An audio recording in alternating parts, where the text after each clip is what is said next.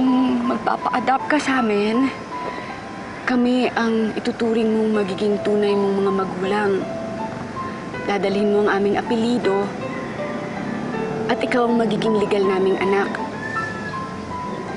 Ikaw, higit sa lahat, magkakaroon ng karapatan sa aming pangalan at pamumuhay. Ang magiging hadlang sa mga gustong umabuso sa asawa ko kapag nawala na ako. Pero kailangan po ako dito sa shelter. May iba rin namang nangangailangan sa'yo. Katulad ko. Hindi ko po sila maiiwan.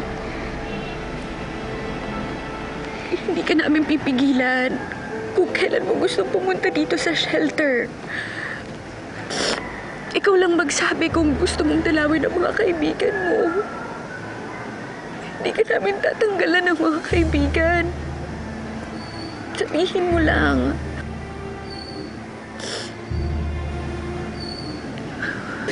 Bigyan ka lang namin ng pamilya. Pamilya? Ito na po yung pamilya ko.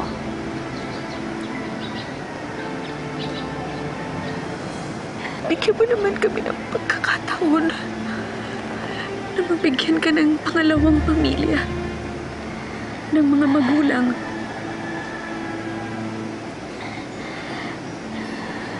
Pwede po bang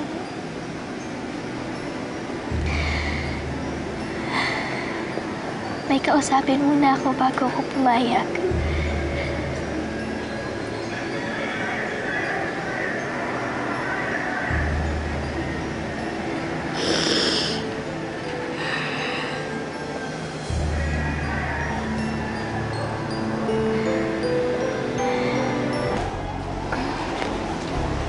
Pumayag na ako magpaampon kina Architect Nantes.